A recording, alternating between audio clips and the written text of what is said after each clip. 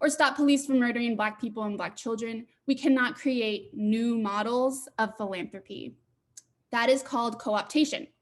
There's no such thing as donor activism. There's no such thing as money as medicine for our movements. Money under capitalism cannot be separated from a system of exploitation, and therefore it is not the medicine, it is the poison.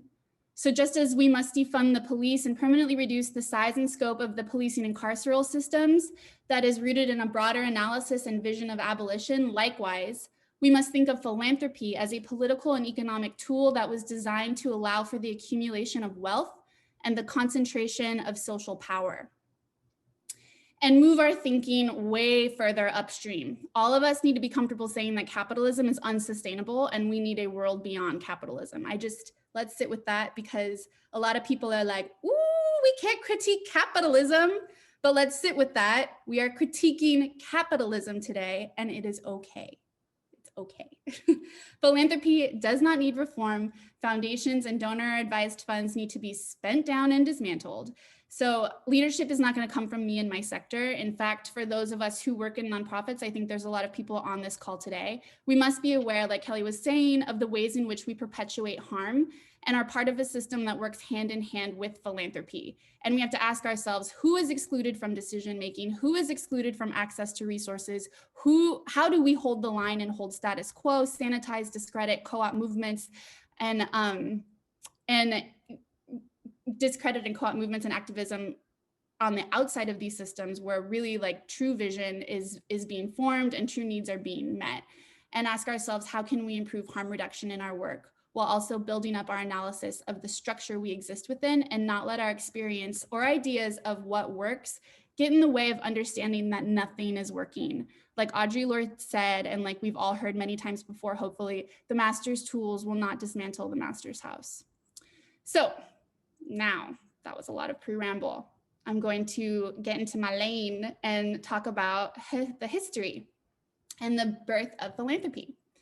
I want, before I dive into that, to acknowledge too that outside of this idea of philanthropy, community care has been practiced since time immemorial and is still practiced to this day by the indigenous peoples of this land and by many queer, trans, Black, indigenous, POC cultures here and across the world.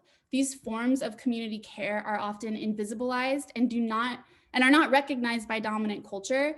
There's only kind of one idea of a philanthropist who gets nominated for all the awards and the accolades, right? While queer and trans communities and communities of color and our labor and networks of care are often unseen and under-resourced, and we have to work hard to retain the cultural memory of our practices. So the history that I'm going to be providing right now is specifically a white dominant colonial and post-colonial history, okay? Okay, so I'm gonna share my screen.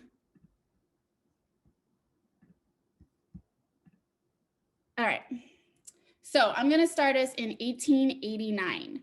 This is 130 years from the beginning of the Industrial Revolution, only 24 years after Juneteenth, when news reaches Galveston, Texas, that slavery has ended.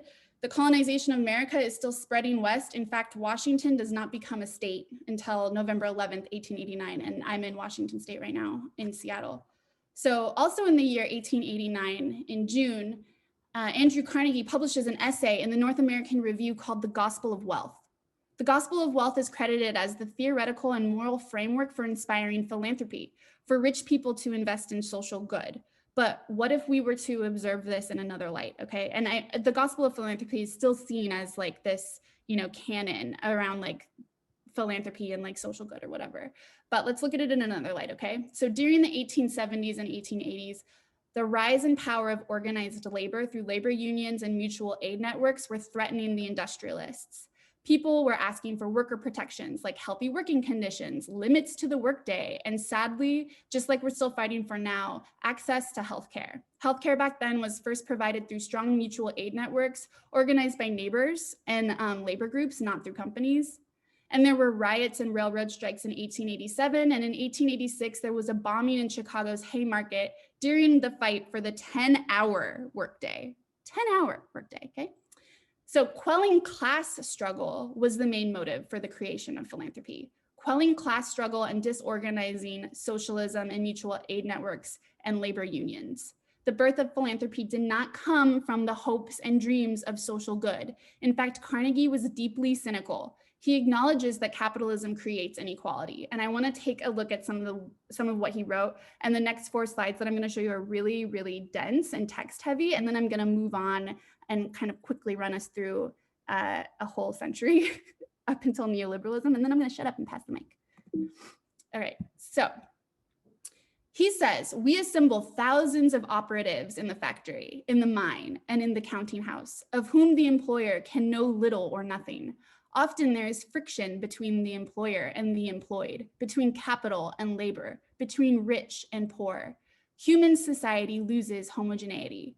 So social castes emerge and are seen as a necessity for this great progress. And the capitalists see this as inevitable and a natural law.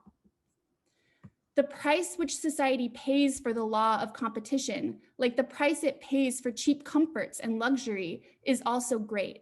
But the advantage of this law are also greater still. For it is this law that we owe our wonderful material development, which brings improved conditions in its train. So there is this deep cynicism in this argument. And actually, I think it's more pragmatism that Carnegie, although cruel, was honest about the function of capitalism, that exploitation and inequality are the price we pay for cheap comforts and luxuries. Carnegie continues his pragmatic views on capitalism. And there's a few things I want to point out before I advance to the next excerpt that I'm going to read. He refers to this system as inevitable, that no one can evade it because no substitute has been found. And he uses the word law frequently, but in this case or in this context, he means it as a natural law. So something that is governed like by nature, like gravity, you know, but in fact, he's talking about the laws of motion of capitalism, but as though we can do nothing about it, even though we can. And then the third is he explicitly states we must accept the inequality that this system creates, that the concentration of businesses and wealth in the hands of a few is not only beneficial, but essential for the progress of the human race. Just think about that, okay? These are the fathers of philanthropy. He says, but whether the law be benign or not, we must say of it, as we say of the change in the conditions of men to which we have referred, it is here, we cannot evade it. No substitutes for it have been found. And while the law may sometimes be hard for the individual, it is best for the race, because it ensures the survival of the fittest in every department. We accept and welcome, therefore, as conditions to which we must accommodate ourselves, great inequality of environment, the concentration of business, industrial and commercial, in the hands of a few, and the law of competition between these as being not only beneficial, but essential for the progress of the human race. So this really lays the theoretical framework for the nonprofit and philanthropic and industrial complex as we know it, that wealth inequality is inevitable, that our society values a system that produces a cheap massive luxuries and comforts over our systems of collective care, that people will be exploited in this system, and that it is a competitive system with more room at the bottom than at the top, and that our system creates poverty and other forms of social inequalities, but that these highly gifted and rare men who exceed in capitalism are deserving of their wealth. And not only are they deserving of their wealth, but they are living gods who are advancing the whole human race, and that the world is dependent upon them. This is the foundation of the culture of paternalism. This is the foundation of the culture of saviorism that is deeply rooted in our systems of philanthropy today. So many of these arguments are still used to defend capitalism, and I would love to hear in the chat how you guys see this showing up in your work still, or in your arguments, maybe even internal arguments around why we cannot envision a world beyond capitalism when we know that it is so deeply broken.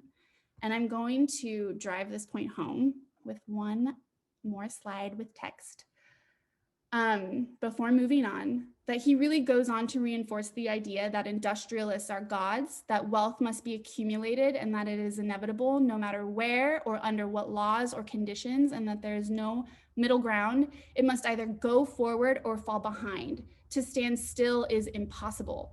To stand still is impossible. Capitalism must barrel forward. It must grow year over year at a compound rate. This principle is unsustainable. We cannot continue to exploit land and labor because truly capitalism is an existential crisis for us. It's like Harry Potter and Voldemort, you know, neither one can live while the other survives. And yet literally here we are, you know, racing towards climate apocalypse.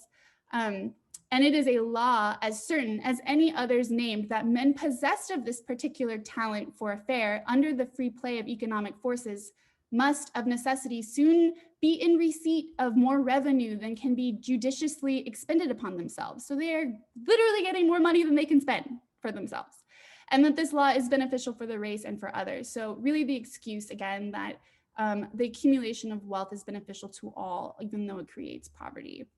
And this is really in comparison, right, to a pre-industrial world where goods and services and luxuries and commodities were not traded as frequently, were not traded as easily, right? And so this is the world that he's reflecting on and thinking that this is the world that we need now. But what I would like to ask us to reflect on today, on Sunday, is whether or not this idea, this logic for the world is still relevant to the world that we live in now.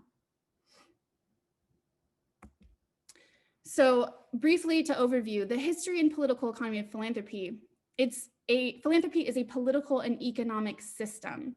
And this system is rooted in wealth accumulation. It's rooted in financial control and the consolidation of power in the name of public good.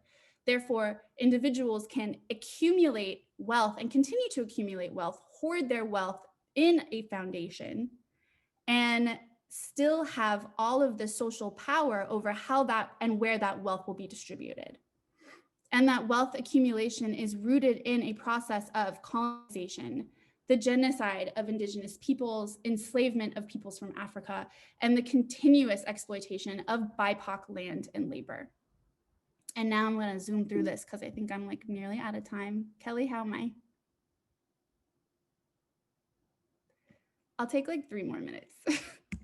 Okay, so the first foundation was established by this person right here. This is Margaret Olivia Slocum Sage. She was the second wife of railroad baron Russell Sage. She inherited $70 million, started her foundation in 1907. And the picture on the left is a picture of one of her vacation homes, okay? Like not her main home, one of her vacation homes. And the picture on the right is a picture of the Kongyik Investment Company. It's a building that was built by 130 or so individual Chinese migrant laborers who came to work and make money by building the railroad. They were not allowed at the time because of the Chinese Exclusion Act to purchase land to be able to accumulate or buy land and pass down wealth in the same way that Margaret was able to have multiple homes and also amass large amounts of wealth through the exploitation of labor. Instead, they got around this law by creating an LLC and by investing equal shares into the purchasing of this building. This, I think, really visually represents the disparity in accumulation and access to wealth, but also the fact that we as communities of color have had to figure out so many ways to get around laws and have experienced the inability to have access to land and through where land was taken from us, you know, the first peoples of this land, and the compounding impacts that's had on our communities generationally. So in 1913, a Revenue Act was passed, and this is the first Revenue Act that created the nonprofit industrial complex because it formalizes the 501c3 and it makes a mandate on tax on high income earners, right? And so in 1917, when individuals are then able to get tax deductions for giving to nonprofit entities, there's a boom in the creation of nonprofit entities and of new financial apparatuses that would incentivize giving. And I want to say too that at this time, really this was something that we really didn't have time to go into, this creation of the nonprofit industrial complex was specifically built around subverting labor and subverting socialist movements and labor union power to then funnel it through a new system that maintained power in the hands of the capitalists and of the wealthy elite. And then grant-making tax deductions were passed in 1921. I'm going to drop a link in the chat that goes to Justice Funder's timeline. They are a great resource, and we'll have more information where you can dive deeper into this timeline there.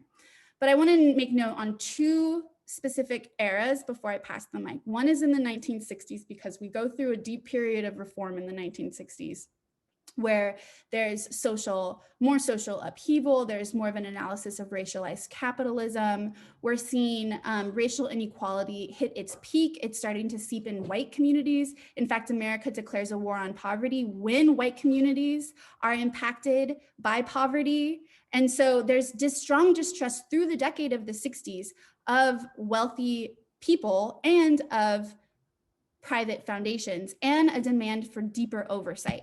So there's a couple things that happened. One is in 1913, the Revenue Act distinguishes between public and private foundations. So really to look at what regulation is in place and who is controlling that money. And then the Tax Reform Act of 1916 is passed, which imposes for the first time ever the 6% payout rule, which requires foundations to pay out 6% of what they're holding. Prior to this, there was no regulation on what foundations were paying out. So they could really just sit on their wealth and allow it to grow in perpetuity. Well, in perpetuity is a word that comes in a little bit later, but forever, essentially. This is also a time of modern liberalism.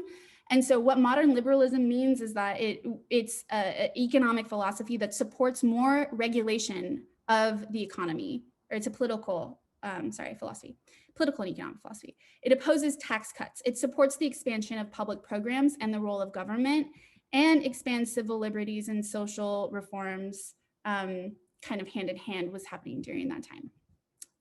During this period of time, redlining was passed. There were the Voting Rights Act was passed. There were a lot of other social reforms that were passed that expanded civil liberties at the same time as this suspicion of the accumulation of wealth.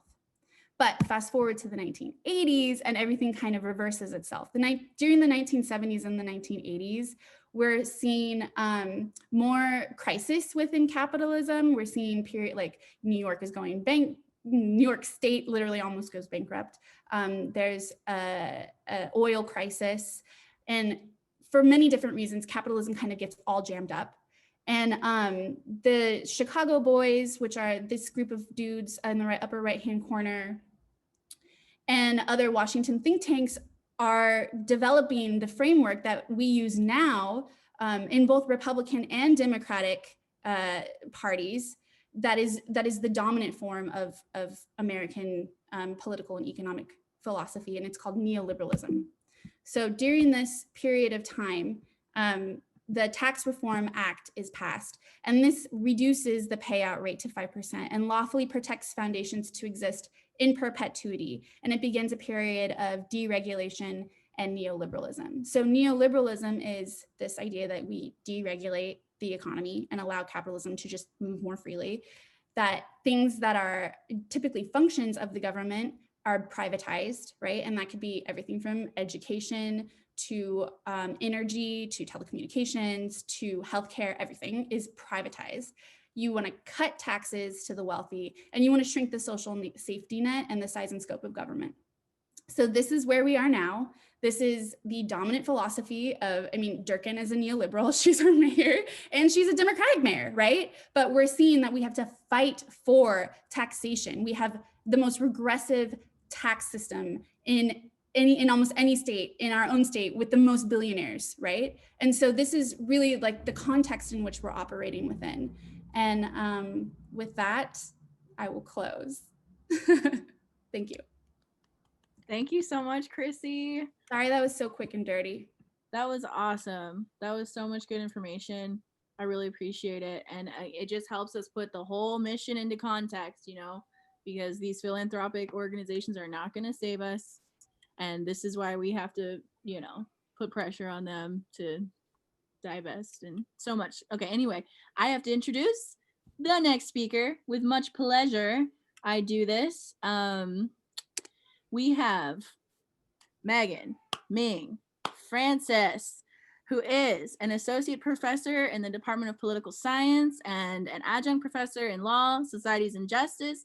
Megan specializes in the study of American politics, race, and the development of constitutional law. They are a curly-haired hero, as I saw on their Twitter today, which I am too, but you can't tell today. But Megan, we are so happy to have you. And whenever you're ready, take it away. Okay. All right. Can you hear me okay? Mm-hmm. Okay. All right. Hi, everyone. First, deep appreciation to the organizers and everybody who is spending a portion of their Sunday here learning and growing together. I'm just so grateful for this space to rethink and challenge, I think, traditional narratives about how philanthropy operates, and especially philanthropy's relationship to movement. So I think I have about 10 to 15 minutes and I want to do a lot. So what I'm going to first start off by saying is I'm also going to be straight up and say that, like, I'm a professor at the University of Washington. I'm somebody who works around Black political protest movements. And I'm going to admit something, which is that I think that learning is a process. And I think probably people who are on this Zoom are on different kind of points in that process and thinking about whether it is movements, organizing, capitalism, as well as philanthropy. And so I just want to acknowledge that space. This has been, I think, a really exciting and generative year to rethink the nature of philanthropy. So I'm excited for that space. Two things that I have been thinking a lot about, though, over the course of 2020 is one, about, and I'm going to be perfectly honest, I'm not yet ready to throw philanthropy out. I think that in our critique of philanthropy, I want us to be very, very careful in how we understand and kind of what our critique about philanthropy actually is. Is it about the whole enterprise of philanthropy? Is it about specific people who we identify and kind of note as big philanthropy and as legacy philanthropists?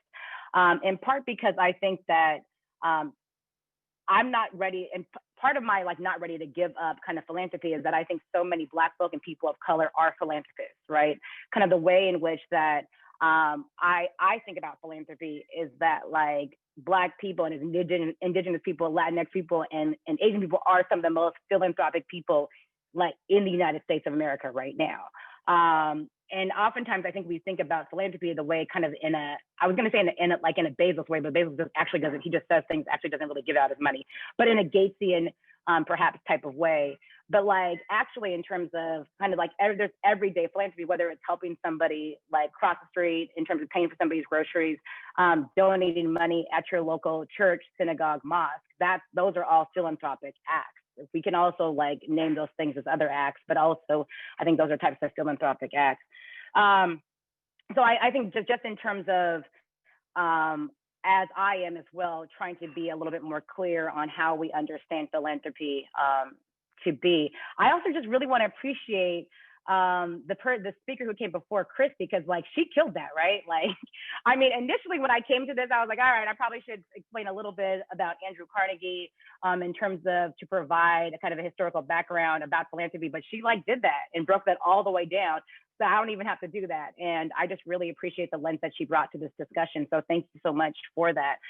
Okay, so what I want to do in this discussion today, so I'm going to talk about an area of research that actually I did not see myself or plan to be kind of thinking and writing about philanthropy, but here I am. I was somebody who wrote a dissertation in graduate school and then wrote my first book about the NAACP, but really the interest was about early 20th century Black movements around the fight around racial violence, specifically lynching and mob violence.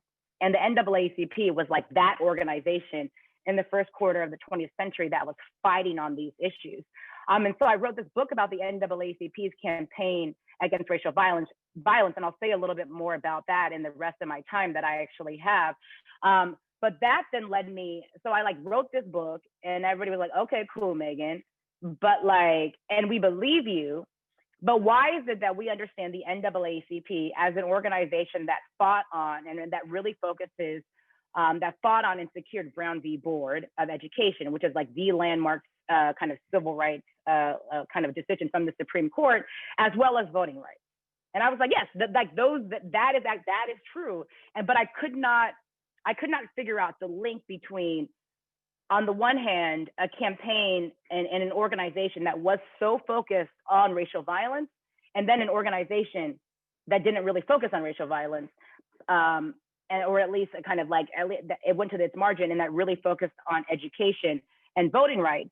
And then I basically linked that to a funder, and that's the story that I'm going to tell today. So that is in terms of really trying to think about, I guess kind of the one or the two sentence that I will say is that I have been trying to think a lot about the role of big philanthropy and legacy foundations and the co-optation of Black protest movements and the shifting of the agenda and strategies of movements over time. So my time, I'm gonna pick up kind of early 20th century, and then I'm gonna think about the implications of a specific Black protest movement and the relationship between one philanthropy for later on. So I'm just gonna, is that okay if I share screen? I'm gonna share screen a little bit. I'm gonna run through some slides that I normally spend an hour on. I'm gonna run through them in like 8 minutes. So, okay, watch me. If I have any students on here, they're gonna be like, no, she's not going to do that, but all right. Okay. Okay, so I wrote an article called The Price of Civil Rights, Black Lives, White Funding, and Movement Capture. So I developed, in the article, I developed this concept called movement capture as a way to understand the process by which well-meaning funders leverage their financial resources to apply pressure and influence the decision-making process of rights organizations, ultimately capturing these different movements. The movement capture framework hinges on the power imbalance between those that have resources and those that need them, and is thus more likely to happen in the early stages of movement formation.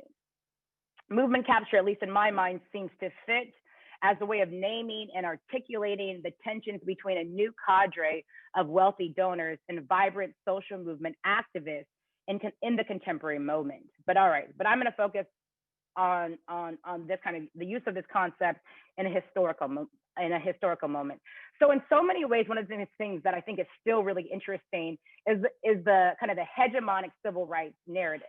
That part of the reason why, and I'm using this term very, very, very loosely, that liberal funders today focus on, like, if you are a liberal funder and you are focused on social justice or racial justice, you fund something around education.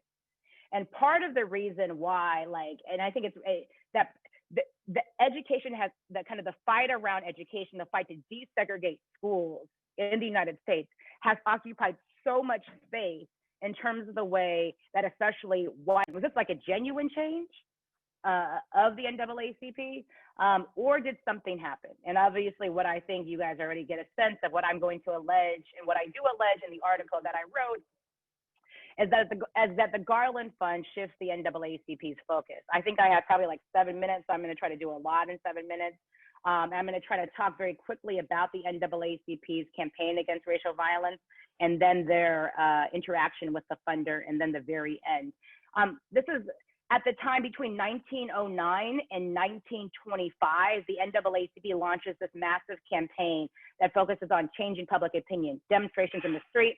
This is one from 1917, after racial violence over labor disputes in East St. Louis. 10,000 Black people marched down Fifth Ave in New York City to protest racial violence, mob violence, and lynchings that were happening to Black people.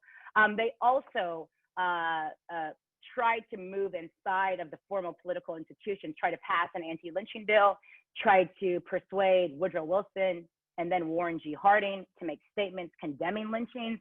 They also, beyond Congress and the executive branch, then there was this important Supreme Court case, or like litigation that then led to Supreme Court case. Hold on 1 second here. And so this Supreme Court case that they actually won, which was tremendous, was this case in 1923 called Moore v. Dempsey. And it was kind of a small case, but it was an important case for the NAACP and a moment in which they were like, oh snap, right?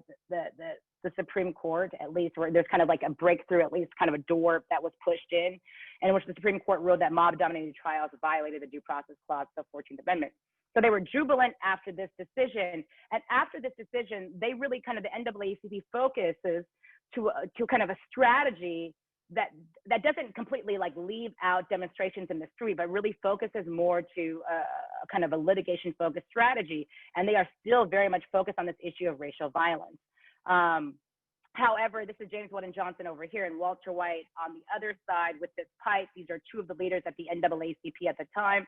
Oh no, I'm sorry, Time Magazine with Walter White, and then you have Morris Ernst over here with the pipe.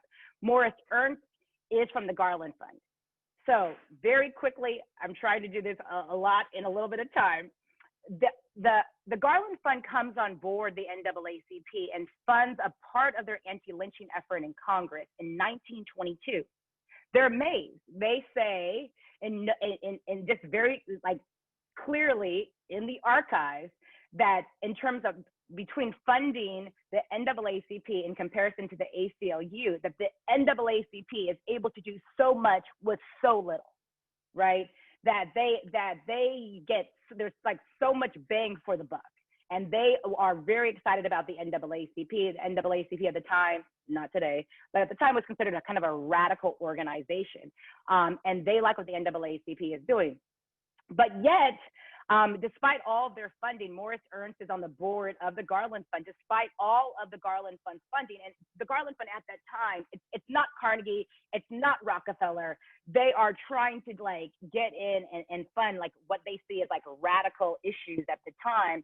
They are really, and this is Morris Ernst's words, they are feeling uninspired, right? That in terms of, especially for those of us who've worked at nonprofits before and have had to file kind of evaluation and or so-called impact reports, they're not seeing the results. In the 1 year of funding and the 2 years, 5 years of funding from the different organizations about labor and workers' rights, they are not seeing the results that they want. And so they're like, you know what? We're going to stop accepting applications and we want to then go after now issues. We're going to create our own issues and we're going to go after them. Morris Ernst decides, along with others at the Garland Fund, that really the issue that is going to change the game is going to be focused on desegregating schools in the South. And the NAACP is the best organization to do this. What's fascinating, though, is that James Weldon Johnson and Walter White, who are 1 and 2 in charge at the NAACP, are like, yo, like, we really believe in education for Black people, absolutely. But we really want to focus on this issue of racial violence, mob violence and lynchings. We cannot conceive of an agenda of rights making without racial violence. We should focus on racial violence. Garland Fund is like, yes, okay, but education. And so there's this tussle that happens and in between about 1926 and 1930, in which Walter White and James Weldon Johnson are trying to make a case for the issue about funding racial violence. And the Garland Fund is like, yes, we understand that's important, but that's just not our issue at the time, right? That's not what we want to focus on. And at the time, the NAACP, like many organizations today, are like worried about, they can't keep the lights on. They need to stay in business, right? And they are trying to figure out, no one is funding the NAACP at this time. And so this is in terms of kind of the most likely and biggest contribution that they see. I'm gonna end. Olivia, how do I have like 1 minute, 2 minutes? Do I have 2 minutes? How much time do I have? 2 minutes? Okay, 2 minutes, thank you. At the time, Du Bois is obviously on board at the NAACP at the time. Du Bois is like, you know what, I'm okay with grants, but like, I'm okay with grants that are unrestricted completely and that are multi-year, which is what also many Black activists are also saying today. But he's like, I'm not really fully on board with this grant because it is not an unrestricted type of grant, and he pushes back. I'm gonna move forward here, and this is, I show one more slide after this. A long story short, in terms of what happens between the Garland Fund and the NAACP between the period of 1926 and 1931 is a narrowing of what the NAACP was focusing on. And it's not that they don't end their focus on racial violence, but that it shrinks. And what expands is their focus on education segregation. And though in many ways, I think that one could argue that the Garland Fund co-opted the NAACP agenda, that what we have now, and I think one of the things that's really important as we think about what is the legacy of this. What the legacy of this is that we come out of the 50s and 60s with an education and a voting rights-centered civil rights movement, right? But the focus on racial violence falls away in terms of what is the promises, what are the guarantees of people in power and have privilege today, right? And so then it obviously emerges in 2012, 13, 14, 15, 20, today. And what we have also today is because that many people don't forget this story, many people forget this story, is that, and instead kind of focus on the importance of funders to thinking about civil rights change, is that funders are unaccountable for previous harms to movements. And there has not been kind of what Chrissy was saying, Justice Funders has focused a lot on a reparations framework for funders in terms of repairing for past harm. The NAACP was, of course, able to push and get more. However, I think one of the things that I argue for in this article, and it's something that I wish we paid a lot more attention to, is that kind of the impact of kind of the evasion of our knowledge of history. And as a result, commitments to racial justice are often reconstituted in terms of education reform and permanently unlinked from racial violence, which has really, in so many ways has impacted where we are today. I have another slide. I have more. I can talk about this, but I know that I am at the end. I am so grateful for all of you who are tuning in today, and as well as the organizers. So I guess I'll just end there. Thanks.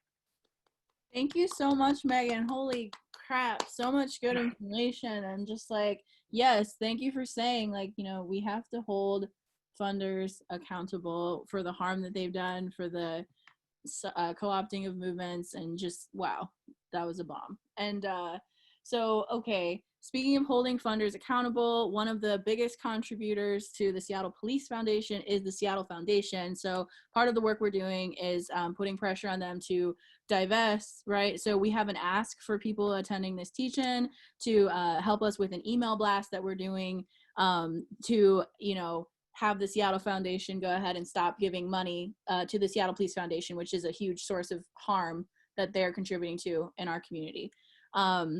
So again, thank you so much, Megan. That's incredible. Really incredible. Put a crown on a queen. I loved it.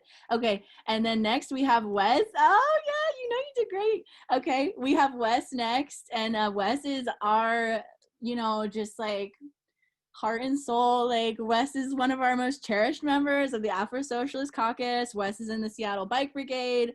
Wes is also a worker in the nonprofit sector, and Wes is going to be speaking next for us today. Without further ado, welcome, Comrade Wes.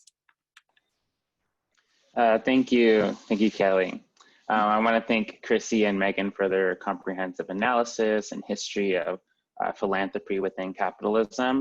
Such a wealth of knowledge, and like Megan was saying, there's so much more knowledge that exists, and so much more learning that she can give you. So please stay in contact with Megan and Chrissy just to go into more depth. And I also want to thank the co-chairs Kelly and Olivia, two Black women who are such competent organizers, and I love being in their presence and following their leadership. And I'm so happy to be here. I'm so happy that they asked me to speak today. So at the beginning of this meeting, we opened up with a land acknowledgement, and I just want to add to that. I want to acknowledge the historical and systemic exploitation and oppression of Indigenous peoples, enslaved Africans, and other historically underinvested people, which has led to the economic and social disproportionalities in which the nonprofit sector seeks to deconstruct. So at the last Divest rally at Westlake, speakers were addressing some of the failures of Seattle Foundation. And since then, those failures have continued to be the topic of so many conversations. More and more people are talking about how the Seattle Foundation has funded SPD and how SPD brutalizes Black folks and protesters with that money. And I think it's really important that the working class continue to have these conversations and hold our elected officials and unelected donor class accountable for their impact. Last time at the rally, I focused on 3 principles: accountability, impact versus intent, and allyship versus solidarity. And I made a point to speak and appeal to the workers at the Seattle Foundation, and I just want to do that again. Obviously, we've gone through some of the historical ways in which the nonprofit industrial complex has exploited and perpetuated racialized capitalism, and those examples are countless, right?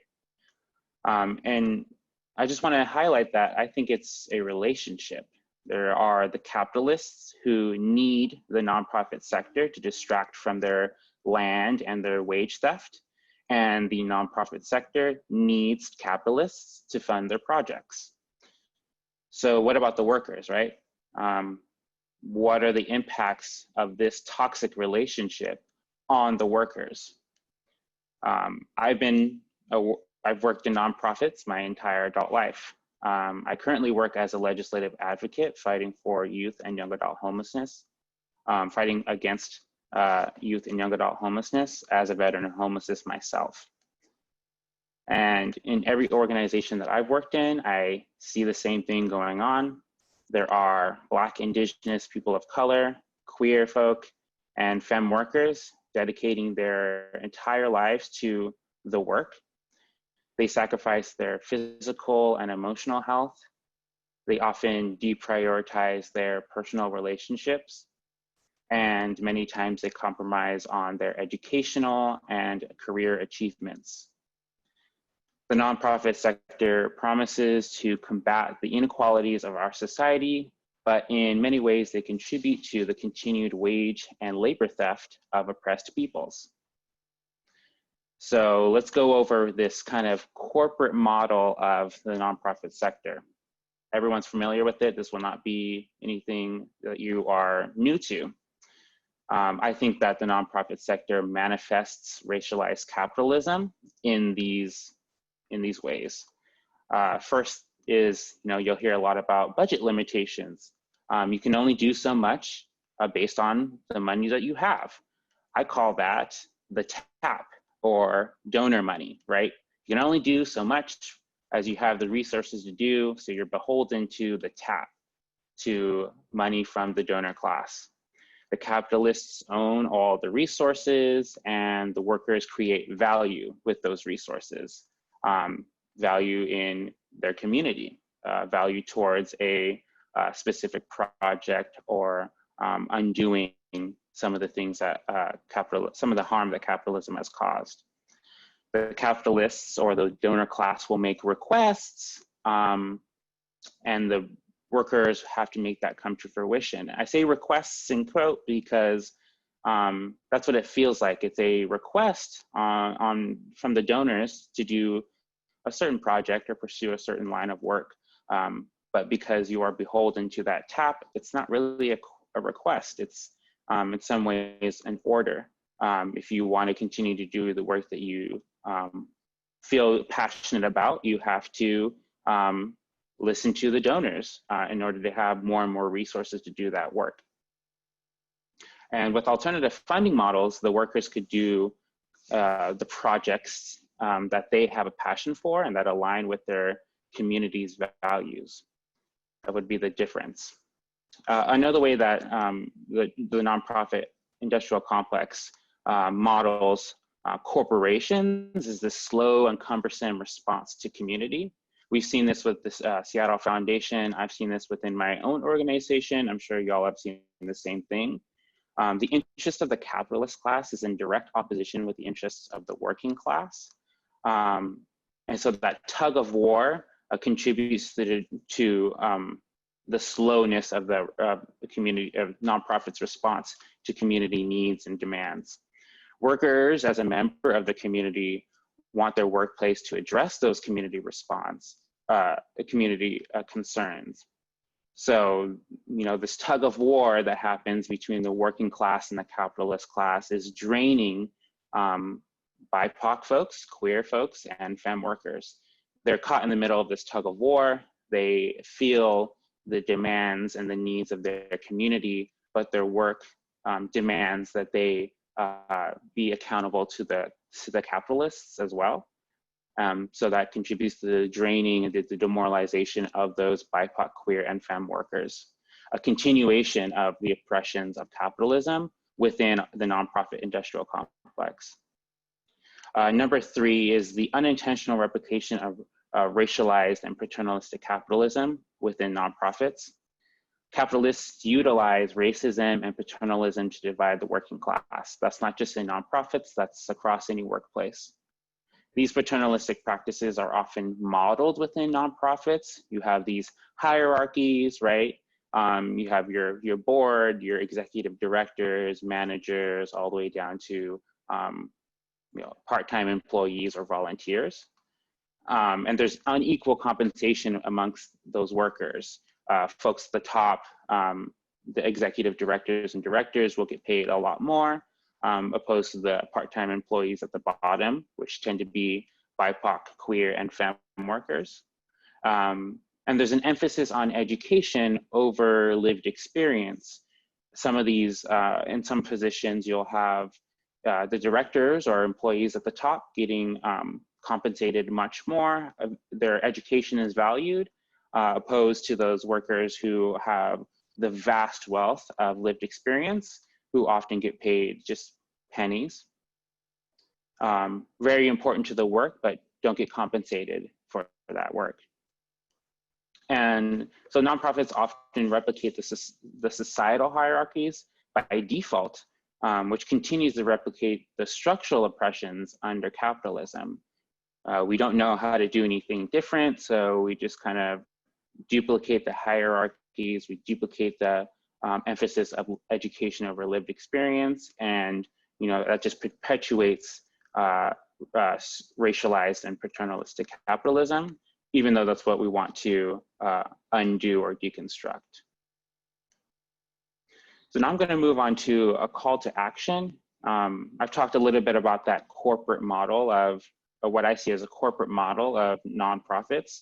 And I want to talk about an alternative, what I would call a community model. And this is really vague, but it's a call to action just to disrupt the norms.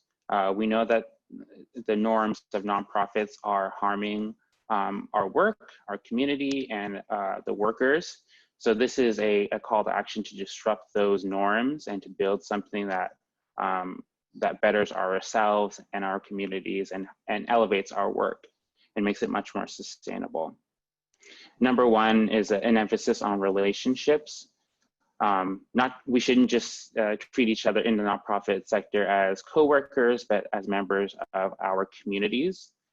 The workers as representatives of their communities can contribute to work based on shared values. We all have different values, we come from different communities, but we often are in our work because we have a shared mission. The workers accountable to the communities will be able to respond to the needs of the people with speed and vigor, opposed to the corporate model that is in a tug of war between the capitalists and the workers. A community model would respond with speed and vigor because it's driven by the workers who are members of the community, so they're going to respond immediately. Number 2 is an emotional intelligence and solidarity. The working class have a shared economic agenda. We all want the same thing for our people and for our communities. Racism, sexism, and ableism are all tools of the capitalists. The workers must build connections across those boundaries and build solidarity in order to achieve that economic agenda. Number 3, as a nonprofit employee, I'm trying to work myself out of a job. That should be the goal of all of us, right? I don't want to continue to fight for youth and young adult homelessness. I want youth and young adult homelessness to no longer exist. I don't want a job. I don't want to be doing that anymore. That's the whole point of being in my job, is so I can work myself out of it. And number 3 is democratic decision-making process. In the corporate model, I talked about how those hierarchies are ever present and how we compensate those folks at the top rather than those with lived experience who are generally at the bottom. The workers do all the work, they create all the value within their workplace. So they should have autonomy to make those decisions. It shouldn't come from the donor class who feeds or funds the work. It should come from the people who do the work, the workers. All of our work has value. We contribute to the value of our organizations. So let's destroy those hierarchies. Let's flatten the power structure. And let's compensate the emotional and mental labor of those most oppressed workers. I'm talking about the BIPOC, the queer, and the femme workers. And just as a closing, and I'll pass it on to the next speaker. As a member of the working class, I have very little individual power over my workplace. I'm sure you're thinking the same thing. So don't ask me about grants. That's not my expertise. If you have a question about funding models, I can share a resource into the chat. This is something that a comrade has shared with me, and I'll just continue to pass it along and share that knowledge. However, as a member of the working class, I know that I have a lot of collective power, hand in hand with other workers. Employees of the Seattle Foundation have the same collective power. They can change what their foundation does by standing hand in hand with each other and making those decisions to change the problems that they see in their foundation. And workers in other nonprofits within this non-profit industrial complex have the same collective power to transform the work they do. So that's what I want folks to think about, deconstructing the ways that we have bought into paternalistic capitalism, work hand in hand with each other and transform this nonprofit industrial complex. And that's it. Thank you so much. Thank you so much, Wes. Thank you so much for contextualizing all of that and taking the time and labor and like helping us build this edifice. Really, you know, capitalism has an entire edifice of education and organization, and here we are building the new edifice, a socialist edifice, where we teach each other, strategize with each other, coalition build with each other, and like create these massive like actions. And like, thank you so much for sharing. I think, yeah, I really appreciate it. I think we all appreciate it. Okay. Next, yes, Wes, what incredible. Thank you so much. Okay, so next we have Bana Abera. Raised and based in Seattle, Washington, Bana is a project manager at the Social Justice Fund Northwest and a community organizer working towards abolitionist solutions to the criminal punishment system. They're also going to be talking alongside Mano De Silva, who was born a refugee but grew up in St. Louis. He's lived in Seattle for 12 years, and he's on staff at the Social Justice Fund for 3.5 years. So, without any further ado, take it away. Oh, yeah, Bana. Sorry. Wait a minute. Hold on. Hold the phone. Let's check here. I think it's possible that we might have actually lost those two speakers in the middle of the kerfuffle because I don't see them. I'm not seeing them. Yeah, I'm not seeing them in the participants. I see one speaker, although their name is under Olivia. Really? So they might need to rename themselves. The name is Olivia? Well, I assume if they were on the call, like they would like unmute themselves. Welp, that's really sad. Wait, Mano is here? Okay. All right. Well, please bear with us while we straighten this out. Mano is here. I can't unmute. Okay, I see. All right. Let's try to figure it out. Jesse, can you help us unmute Bana? Bana is the co-host. All right, cool. Should be able to unmute now. Yeah, I see you. There you go. Hello. Lovely. It works. Oh my goodness. I'm so sorry. Yeah, I did get lost in the sauce when the call went out. So sorry about that. If you give me one second.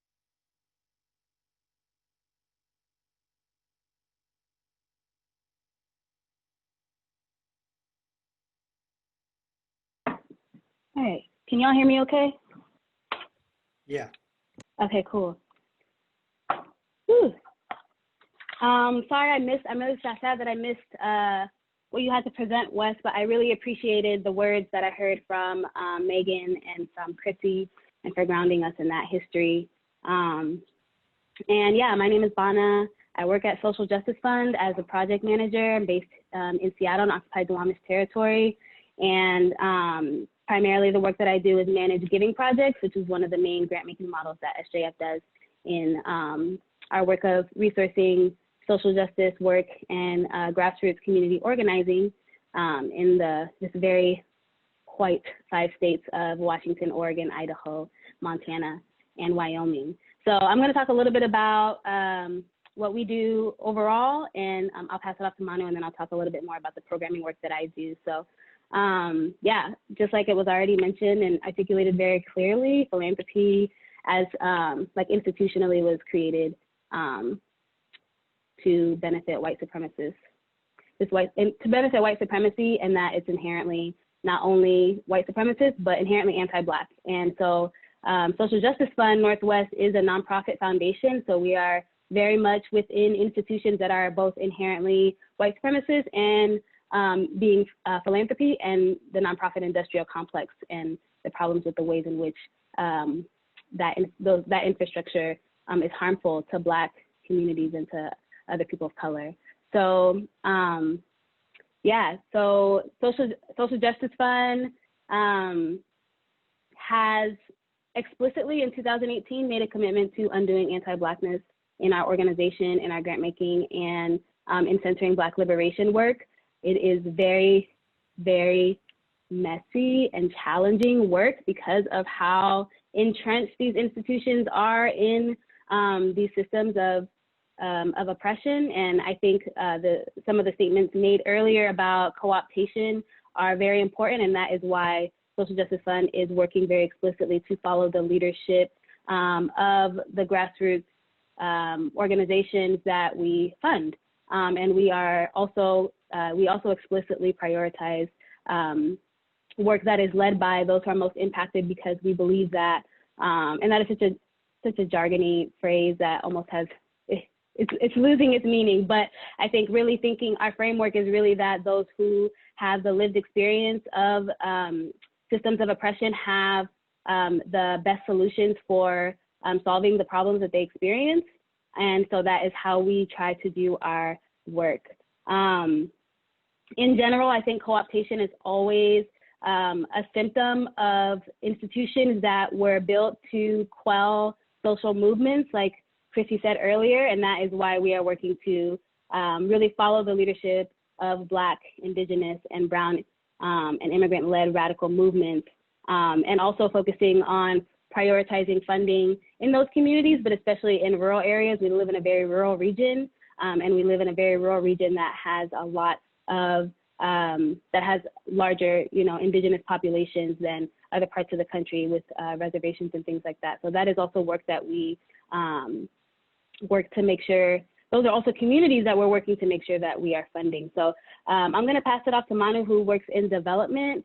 He'll talk a little bit more about how SJF works in the larger system of philanthropy and how we resource money. Yeah, I'm also sorry that I missed a big part of it, but I'm glad we got on right on time, it looks like. My name is Manu, I use him pronouns, and our general framework around how we resource movements and make sure that money is flowing is not just about the dollar amount, but it's also about the radicalization of people who maybe don't have that connection with larger grassroots movements. And often what that looks like is making sure that people have that deeper level of analysis. So all of that work isn't being done by organizations that would much better,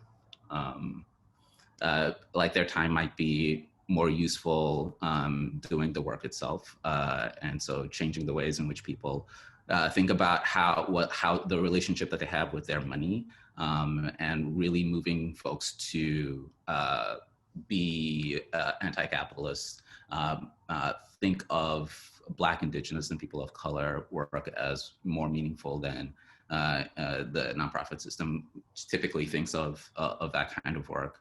And so you see that in giving projects with Bana, which Bana will talk more about. But then we also, try to share that kind of information with legacy foundations who have a lot more to give, but don't know how to do it or don't think it's possible. A lot of their framework is definitely rooted in capitalist, and but it's also been really great to see a lot of legacy foundations, a lot of foundations essentially spend down all of their resources because they realize that that this money, the corpus that they have, is not great, and change the ways in which they approach. All of that being said, is that this is all rooted in white supremacy, and we all need to change. One of the things that I did want to touch on is other ways of making sure that the movement is resourced is really relying on individuals and people within communities, so that foundations don't have that kind of pull that we tend to have. It's learning to engage with people, asking for a broader collection of folks to for resources, so that you're not focused on one large donor or one large foundation for the money that you're doing, and that is kind of hard. But I think what part of the problem with the funding system, the nonprofit funding system that we have right now, is that we only think of certain people as donors, and everybody else they can't engage, they can't resource things, and so then folks just aren't asked to help resource really radical work. I'll pass it off back to Bana just to talk a little bit more about what that actually looks like in practice at SJF. Thanks, Manu. So, so right now, like I said, we have a grant making process called Giving Projects, and this is a model that started at Social Justice Fund, which has an over 40-year history as an organization, but started using this Giving Project model more recently, I think in 2011, and has since built a network of foundations across the country that are funding social justice and radical grassroots movement work across the country. I think there's 7 different organizations who run these Giving Projects. And Giving Projects are kind of building on what Manu said, a way to not only put the work of resourcing movements and what it means to not only be a donor, but also to be mobilizing your communities to be resourcing movements in the hands of regular people who may be grantees of ours, who might be working in the nonprofit sector, who might just have jobs in other sectors, and really to be building those skills with individuals to empower them to educate, not only mobilize their donors or their communities to donate, but really educate them on the issues that folks are experiencing and that folks are doing the work on through doing grant making. And so those folks not only fundraise their communities, their loved ones, their coworkers, et cetera, they're also reading grants. They're also making decisions around who gets funded. They're also participating in political education around race and racism, anti-Blackness, classism, and things of that nature. Each Giving Project is issue area focused, and some issue areas are more broad than others. The 2 that we are running right now, they just started, are the Black-led Organizing Giving Project. So Black-led Organizing Giving Project. Giving projects are generally multiracial and cross-class. The Black-led Organizing Giving Project is only funding organizations and organizing work that is led by Black people. And the Giving Project members are Black also. And so really, I think at Social Justice Fund, part of our work around really working to do better at centering Black liberation and undoing anti-Blackness means resourcing not just Black communities through our grant making, but individuals in the Black community. That means staff, that means people who want to join Giving Projects, and as far as investing in them to have the skills that to support their communities, to also support themselves, and to really be more proactive in resourcing the work that is changing the world. And so the other giving project that we're running right now is called Forced Migration and Displacement, previously called Immigration Justice. We switched it up a little bit because I think especially right now, really being explicit in talking about anti-Blackness and the need to resource Black liberation work and to really invest in and be supporting Indigenous sovereignty is so critical and is a call that is louder than ever. And so with the Forced Migration and Displacement Giving Project, we really want to make sure that we're funding folks from not only communities in other countries that were forced to migrate and displaced from their homelands and end up here and fight for things like immigration justice and other issues that folks experience, but also Black people who are not immigrants to this country, Black people who are descendants of folks who were enslaved and brought here from Africa, and Indigenous people who are indigenous to this land and Turtle Island, because we know that those folks have historically and continue to be displaced and forced to migrate in a similar way that folks all around the world are, because the issue is capitalism and colonialism, right? And so in this project, that is the work that we'll be resourcing. And the Black-led Organizing Giving Project has a couple spots left if there are folks who want to be part of this work, who want to be learning about and building about the Black-led organizing in our region, and who want to be getting the skills and doing the work of resourcing Black liberation work.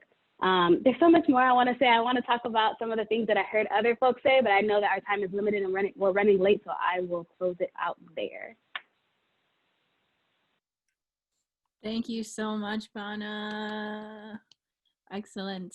Okay, so now I have to go ahead and I'm going to introduce Nikita Oliver, community organizer with Decriminalize Seattle and No New Youth Jail, King County Equity Now, an artist, an educator, and co-ed of Creative Justice. Thank you so much to all the speakers. And this is our last speaker, folks. Thank you again for joining us. I just cannot express how much appreciation I have. And without further ado, Nikita. Thank you so much. First of all, thank you for organizing this and creating a space to really think deeply about the broadness and the depth of what our defund and divestment efforts need to be about. You know, like, defunding the police is really one step in a larger vision of abolition. And abolition not just being about dismantling oppressive systems, but also being about building restorative, transformative systems that actually work for all community members and do so in a rooted cultural way that does not repeat the same oppressive structures that we just dismantled. And so doing that means looking at all of the intersections, from economics to racial justice to ecological justice, that all of these things are intersecting in, and doing that work in a multifaceted way. And I think one of the challenges that we face, especially if you come from or are part of communities that are experiencing oppression, is we're often expected to dismantle these systems while simultaneously building the underground mutual aid networks that actually allow us to thrive. So I also don't want to ignore the fact that there is so much capacity and resilience expected of communities that are living through oppressive systems. So for me, everything we've been talking about really has to come from a place of abolition, of dismantling oppressive systems and power structures and building ones that actually support the thriving of everyone. And when I say everyone, I mean both people and planet, our animal relatives, our tree relatives, plant relatives. All of these things have to be able to survive in the ecosystem that we are creating. And as a lot of folks have already pointed to, we are living on stolen land that was taken by genocide and broken treaty. We are living in a place that was built by stolen peoples and stolen labor. And so we really have to take seriously the importance of racial justice, economic justice, and ecological justice all being deeply interconnected, and being deeply interconnected because the system of capitalism that we are living under is highly racialized. Within the United States, built on Turtle Island, racialized capitalism is the way in which white supremacy has been able to continue to thrive on an exploitative model of economics. Exploit the planet, exploit people, exploit resources, is the way that racialized capitalism works. And it has to maintain a poor or disenfranchised group of people in order to do that. One of the things that especially right now I think we should be noticing is that the last time we saw a huge uprising that had the intersections of economics and race in a huge way in the United States was in the late 1960s, which was a lot of the reason why many leaders like Dr. Martin Luther King were assassinated, is because there was a lot being revealed about the importance of an intersecting labor movement with a racial justice movement, all needing to happen at the same time while simultaneously challenging colonial and imperialism, understanding that the war machine globally is a major part of maintaining racialized capitalism in the United States. That so long as there is a disenfranchised and oppressed class of people, not just locally, but globally, racialized capitalism can maintain its power. And so we talk a lot about us living in a democracy. It is my opinion that we actually live in a plutocracy, where there is an elite and wealthy group of people who each election cycle get to choose their leaders. And we are forced into believing that our vote counts towards leaders that we believe in, but primarily we are voting in their election for their leaders, and are tricked into believing that vote counts. Now, I'm not going to tell people not to vote. I think voting is one of the most privileged and basic ways of civic engagement, which is why I think at the end of this teach-in, one of the most important things for us to be talking about is building community power, mutual aid, and community organizing. The nonprofit industrial complex, which I am a part of, is built upon having underfunded community members doing work of quote unquote service over capacity. And so long as people are underfunded and over capacity, we'll continue to work in the way that capitalism expects, which is nonstop, 24/7, until we spend our entire lives working. And we do it in the name of serving community. And one of the things at Creative Justice that we think is really important is that not only as an abolitionist organization, is it our role to support abolishing oppressive systems, it is also our role to support abolishing oppressive frameworks of philanthropy. And the way that philanthropy works right now in many ways is we are dependent upon the generosity of oftentimes white and wealthy people in a time when they want to feel good about the ways in which they're quote unquote using their wealth.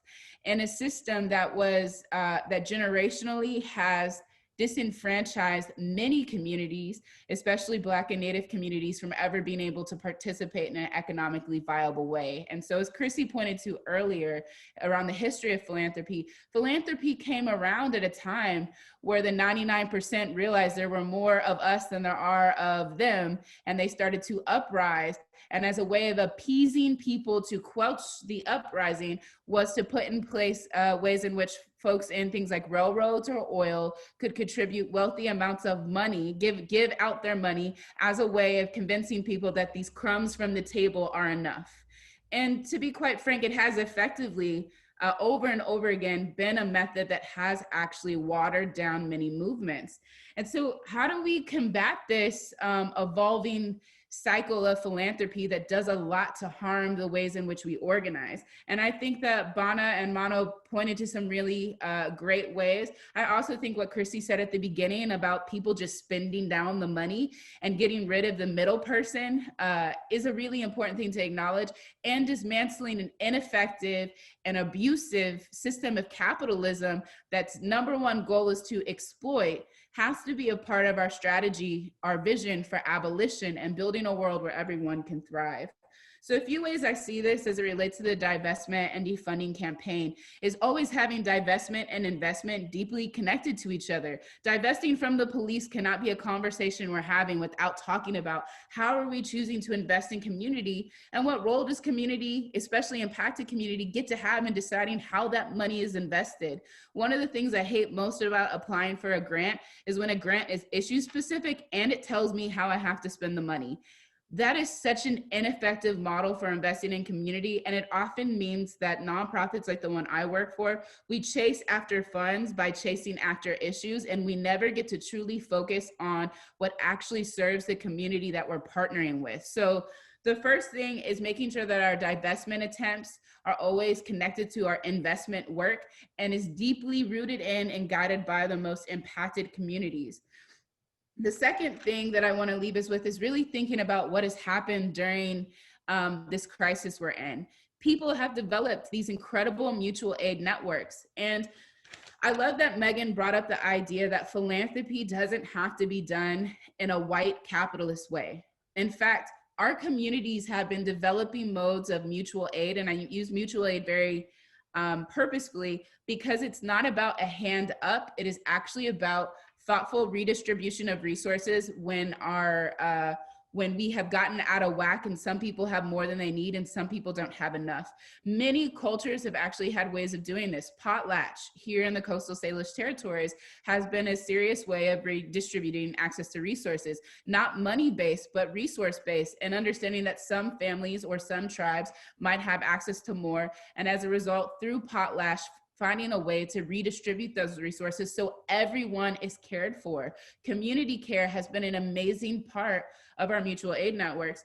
The second thing is, maybe even thinking about a concept like Jubilee. And Jubilee within the Jewish community was the idea that every 7 years, you just wipe everyone's debt.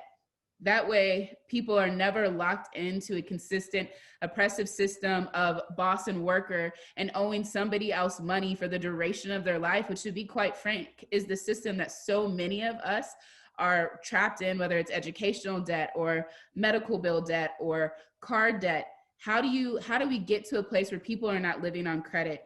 And mutual aid also is about interdependency rather than codependency or forced dependency. It means that if there's something that we can share between us to take care of each other, then we do that. And it's such an important part of what this movement has been talking about is we keep us safe. We care for each other. And that's really what mutual aid is about, it's about taking care of each other. It's about care and compassion. And we can redistribute resources without it being in this white supremacist, racialized capitalism, philanthropic system, which basically, again, is at the behest or the generosity of white and wealthy people. We want to dismantle that system and get to a place where it is about community care, it is about interdependency, and it is about making sure that it's for us, by us, in a way that does not replicate oppressive systems. And the last thing that I'll say is we're kind of in this in-between period because as we're doing this work to divest from the criminal punishment system, it's not going to happen overnight. I would love for it to. I'd love to wake up tomorrow and the system is perfect because then I could just go to making art and hanging out with young people. But we're going to be in a transition period. So what can philanthropy do while we're in this mode of defunding and investing, dismantling and building is invest in organizers, invest in visions of abolition, and do so by allowing us to dictate how the money is spent, rather than telling us where to put the funds, what issues to address.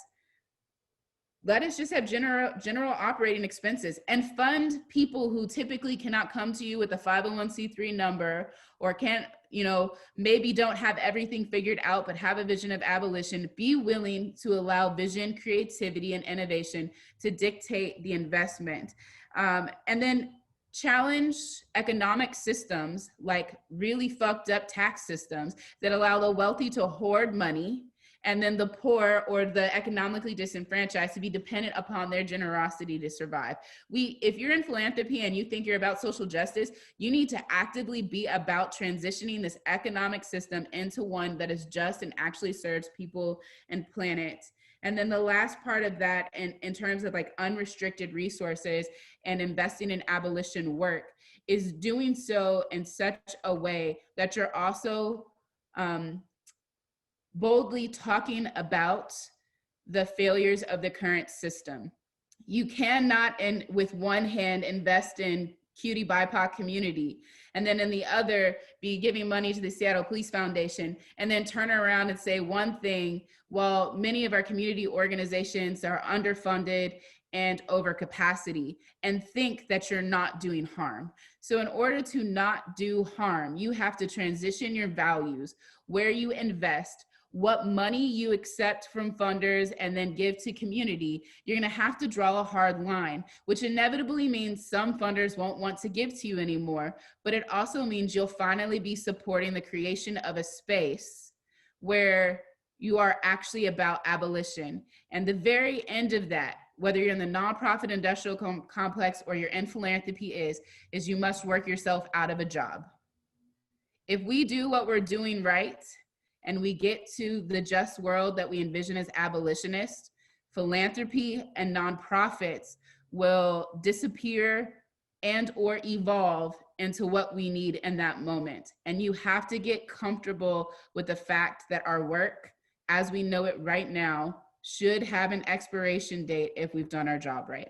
So thanks so much for this town hall and allowing me to share space with y'all.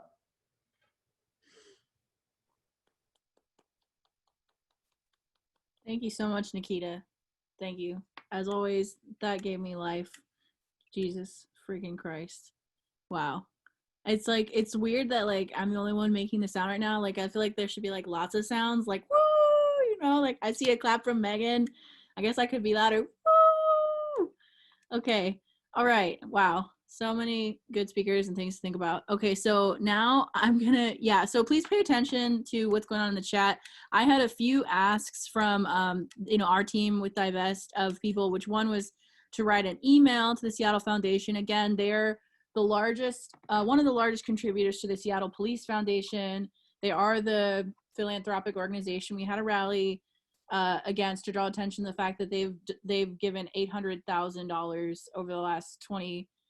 Like they've given so much money to the police and hardly anything, like 3% or less to BIPOC organizations. And so we have this whole thing. So please write that email that's in the chat. I know Olivia's going to repost this to the chat. If you want to keep up with what we're doing, follow us on Twitter and Instagram at DivestSPD. And I want to go ahead and update you guys a little bit on like what we're doing. We did some initial research. We found out what I just said about the 800,000 like given to the Seattle Police Foundation. We did a call out on social media, thanks to Justin, Twitter runner, and like all around, he's a co-chair. He's one of the co-chairs, which I didn't introduce at the beginning, but now I'm telling you, he is. We have 3 demands of the Seattle Foundation, which one is to stop giving donations to the Seattle Police Foundation. And again, if there's any grant makers on this call, we are putting out a call to action right now to you guys to sign on to a pledge to not be giving money to the Seattle Police Foundation. If you want to help us out with that, you can go ahead and email us at divestspd@seattledsa.org. Again, Olivia, I'm trusting you to put all this in the chat. Our other demand of the Seattle Foundation is to invest $1.5 million into Black and Indigenous-led organizations now.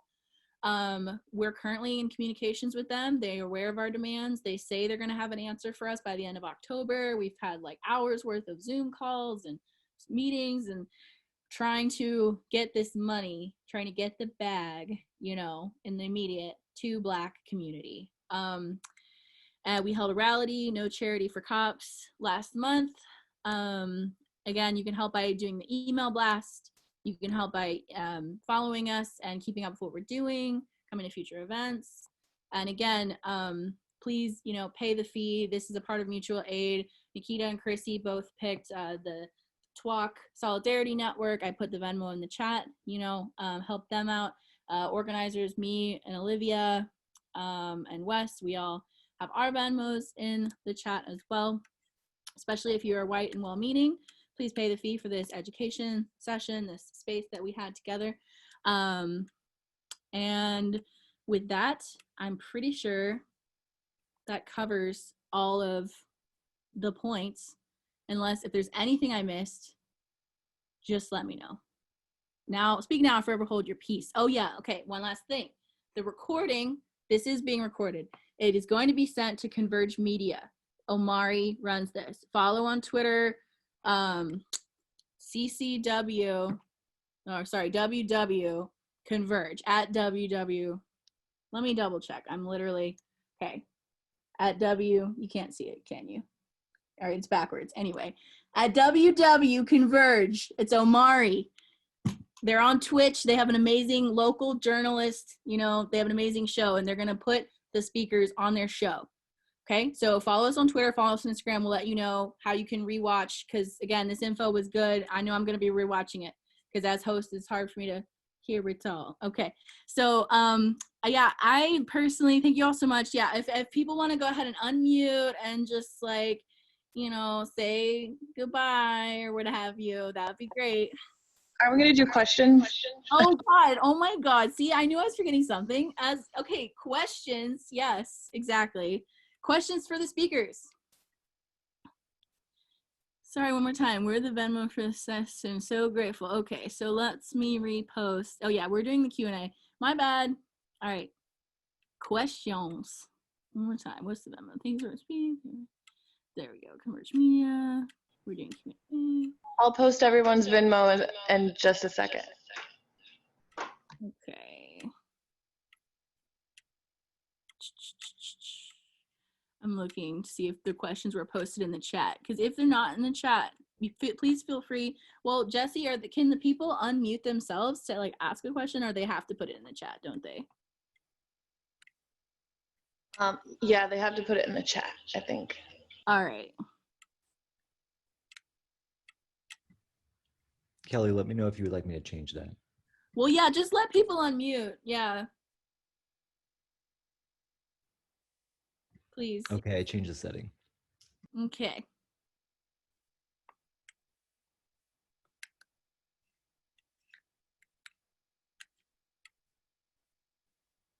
Well, after all that info,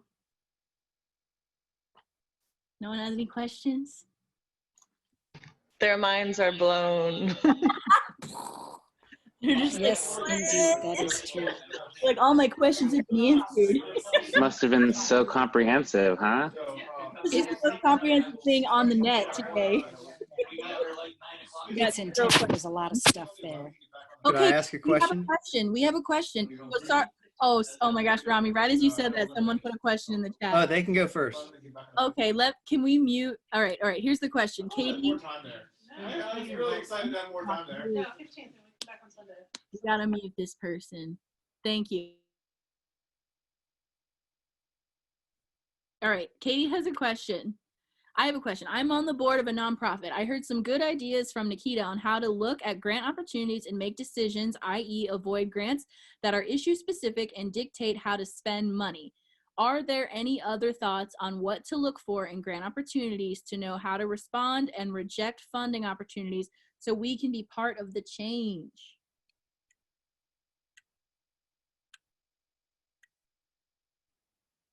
Nikita, are you having trouble unmuting? Shit. Oh, no, I got it. I was waiting for someone else, but I would just throw a few things out. And it sounds like you're asking from the side of being a part of a nonprofit. Creative Justice, the organization I partner with, we have values around where we will and will not accept money. And so to the point that we've actually returned money back to businesses or organizations that don't reflect the values of the organization. An example of this would be if a corporation chose to donate specifically to our org that is contributing to gentrification or some other type of like harm that is hurting the community that we purport to serve, we often will actually return that money back. And it's a twofold issue. It's really about not allowing those organizations to use us as a shield for the harm that they're causing. And I know that people don't always agree with that strategy. They're like, well, they're trying to give you money to repair the harm. The problem with that is the harm that they're doing, they're going to continue perpetuating. And too often do they use nonprofits as a shield for critique or criticism from that harm. And then also use it as a way to, one, call the community that's rising up against them ungrateful, or make us look like a way that we're not, or try to stop us from challenging them. And so I know that the old adage maybe doesn't fit for everything, but money being the root of all evil, in the sense that all money's not good money, and all money's not worth what it will take from the work that you're doing. So I think it's really important for nonprofits to have their values around money clearly aligned, while simultaneously understanding that even our participation in this economic system, it comes at a cost and is really about mitigation until we finally gotten to the place where we're not needed. And the last thing I'll say is, be careful not to take money that continues to support you being needed. When we take money from corporations or institutions that are doing harm, we actually start to get in a cycle of perpetuating the need for us rather than being a part of ending the need for us. And so it is a challenging dance, and I'm not going to act like creative justice always gets it right. For example, we have contracts with the county to do quote unquote diversion work, but simultaneously we're very boldly No New Youth Jail, very boldly a part of that movement, and are willing to take the risk of losing funding in order to do that work. So that's the other thing, is what are you willing to risk as an organization or nonprofit, is a really important question to ask yourself. Thank you for answering that, Nikita. We have another. Oh, Rami, go ahead and ask your question, and then we'll take more from the chat. May I add something quickly to what Nikita said? Oh, yeah, sorry, my bad. Please go, yes. I just wanted to add that thinking about what grants you apply for is one way to be thinking about it, but also in as far as like supporting the type of funding that is problematic, but also for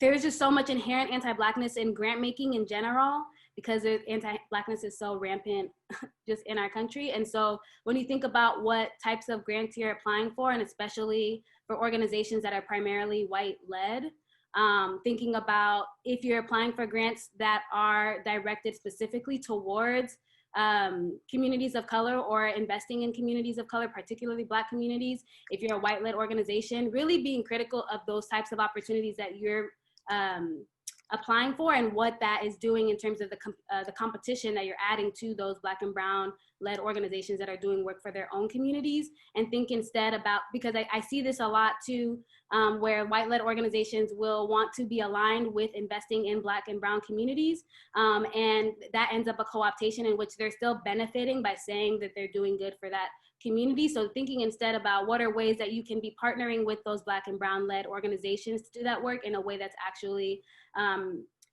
sharing resources in a way that's not just to your benefit in terms of making your organization look good because you're, in alignment, and really thinking about what that collaboration and accompliceship looks like when trying to build up Black and brown led organizations that are focusing on creating solutions for their own communities.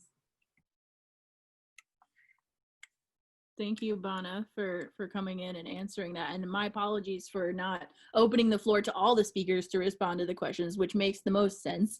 Rami, do you want to go ahead and ask your question? Sure.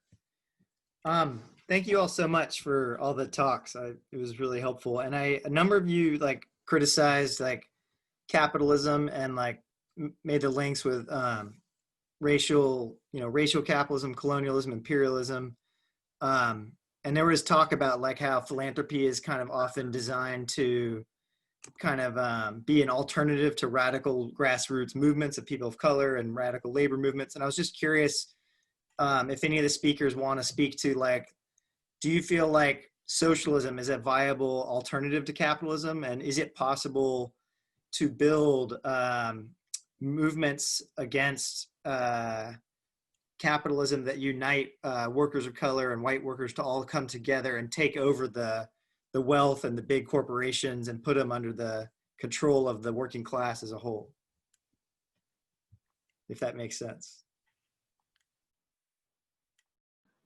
I would love to jump in and answer my opinion on this specific question. I think that was kind of an underlying message in a lot of the speakers, and what they shared today was, the root of the ineffectiveness of nonprofits and the system is the economic system that it operates in, which is capitalism. Capitalism divides the 99% of people, the working class. It divides those working class against each other, whether that is through racism or sexism or ableism, creates all of these tiers of value or productivity, and divides people into those tiers and categories in order to make the capitalists money. It oppresses and exploits working class people in order to continue to funnel value and profit upwards to the 1%. Now, the only way to combat that system, that economic system, there's no reforming it, that's structural, it's built to do that. The only way of undoing that is, and Nikita spoke to this, deconstructing and building alternatives. Now, one of an alternative that many people talk about, an alternative economic model, is socialism. And I've heard, I wrote into a chat, eco-socialism. This is a type of economic system that prioritizes the working class. It funnels wealth amongst the 99%, and it also funnels that wealth and protection towards our environment, because we as human beings, as living creatures, are not separate from our environment. We are integrated and a part of our environment. So whatever economic system that we live in, as humans, we should consider how the economic system impacts the world that we live in, and the resources that are vital to the livelihood of every living creature, including ourselves. So if capitalism is structurally exploitative of our environment, the world, and people, and eco-socialism is an alternative model which prioritizes the 99%, the needs of people, as well as the environment that those people live in, that could be one of the models that we decide to pursue, an economic system that we can advance in our workplaces, but broadly in our political systems, not just here in the United States, not here in Seattle, but across the globe, right? And that is something that really takes the solidarity of the working class people across racialized lines, across gender, across all these constructs that we've made for ourselves. We have to build working class solidarity amongst the 99%, to change our economic system to something that prioritizes us. So I think that that was kind of the subtext of today's teach-in, and I encourage people to do their own research about what that actually looks like, and who is engaging in that work right now, because there are a lot of groups who are doing that. So thank you. Thank you for that response, Wes. We have another question from Irene. With the holidays coming, people and companies, orgs tend to buy gifts for marginalized communities. Tend to buy gifts, etc., for marginalized communities. What is one way these same donors can help not only with gifts, but with sustaining Black liberation and dismantling white supremacy? You're asking the question. So if any speakers want to go ahead and address this, please feel free. I'll go ahead and start by saying we have to build power in the Black community. But yeah, if any speaker wants to go ahead and take this question from Irene.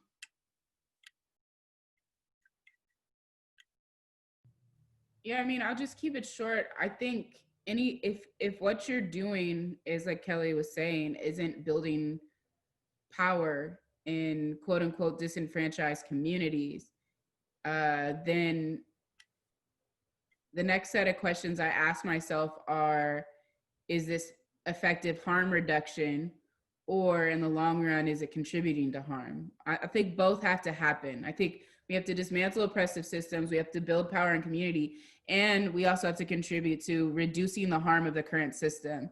And I think the way that we do that is by seeing actual resources and care happen in ways that communities want and get to direct. And I think the problem with a lot of what corporations will do during the holiday season is two things.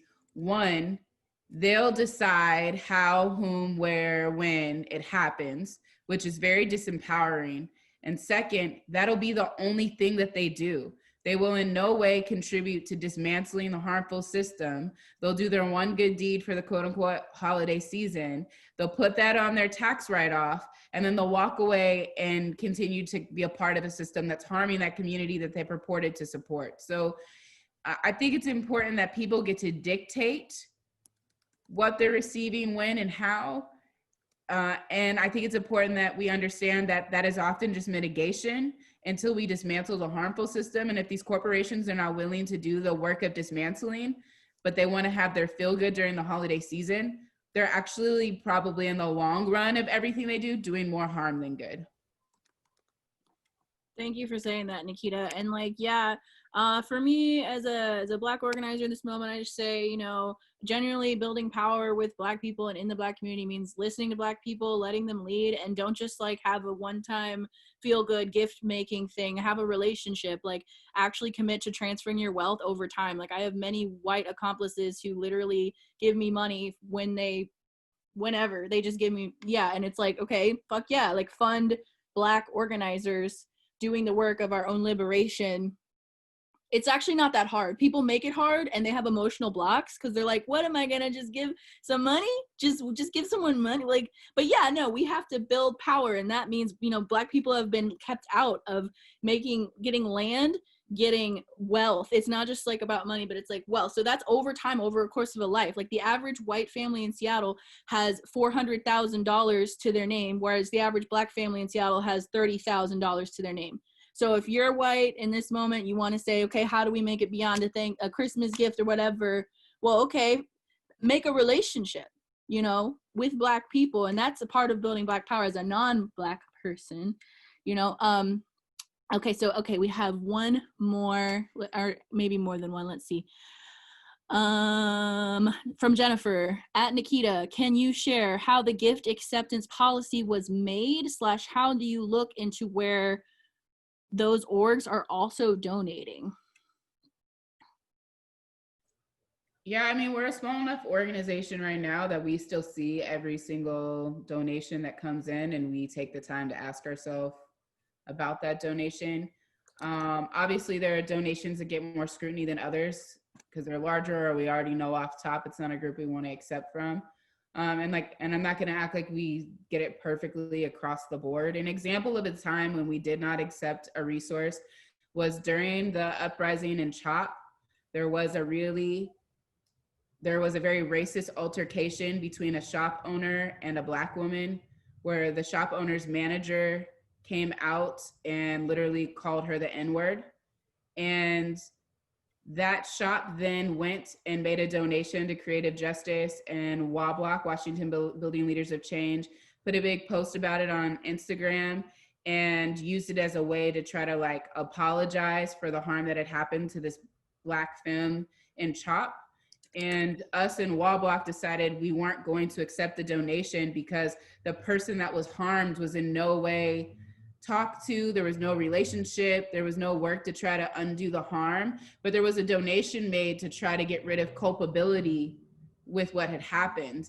And we want to be supporting restorative work. And so taking accountability for the harm that the manager of that shop had caused to this Black femme actually required going to the harmed party, building a relationship, and doing the reparative work.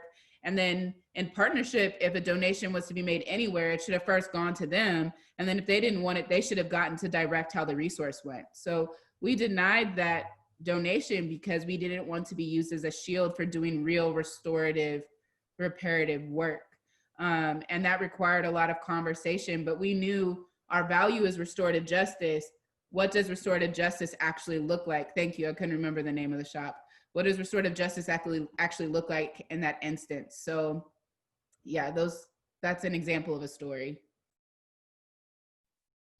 All right, thank you, Nikita. Thanks all the speakers. I'm not seeing any more questions. Let me see though if there's any. Okay, do any of you have opinions or resources people can consume about how transitions to socialism would happen in America? Do we ever? Oh my goodness, please email us at divestspd@seattledsa.org. Also, for the speakers, please drop your emails in the chat as well if you would like to help this person with this question. Let's see. Let me finish reading it. I'm having a hard time imagining the logistics while watching as our country can't even agree to wear masks for the greater good. Hey, that's keeping it real. That's keeping it real. We all have a hard time imagining the logistics, you know? But again, like teachings like this, literally, like, again, going back to the whole edifice thing, like capitalism has an entire edifice built around sustaining itself, right? From education to propaganda to materials. And like, here we are as socialists creating a new edifice, right? A teaching like this is a part of that. Go ahead, Bana. I saw raised, or it was Bana saying goodbye, maybe. I saw Bana raise their hand, but Bana said bye. Oh, Bana said bye. Okay. I have the same.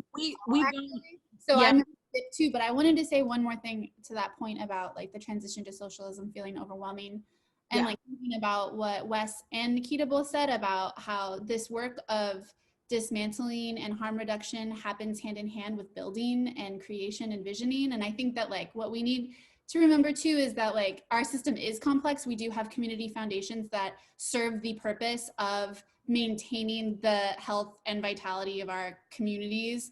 When defunds happen because of our reliance on public funding, and that public funding is reliant on a political agenda, right? So like we might see our healthcare defunded, our ability to get an abortion defunded. We might see our QTPOC funds defunded, right? And like and rights stripped away from our trans siblings' ability to access healthcare through public funding. So then that money, those services are then shored up through foundations like the Pride Foundation or like Planned Parenthood. So there's no, and those exist with that sole purpose, regardless of what political agenda is in power at the time, right? And so we know that we have a lot of culture change we need to do. We have a lot of systems change we need to do, but why on earth would we ever let the fact that it is huge and overwhelming get in the way of us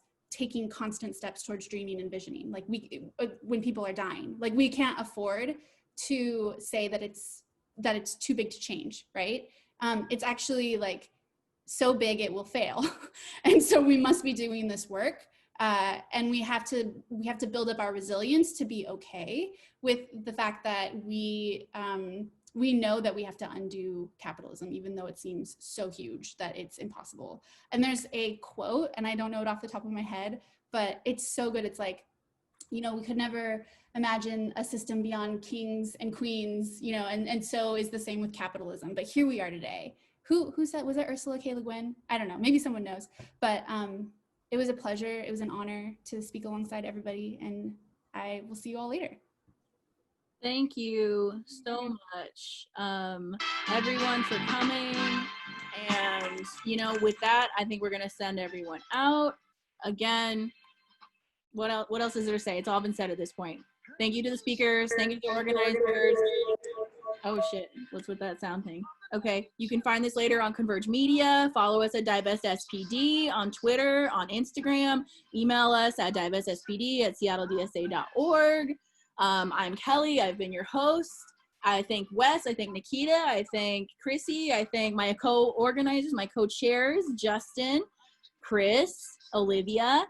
Again, pay the fee if you can.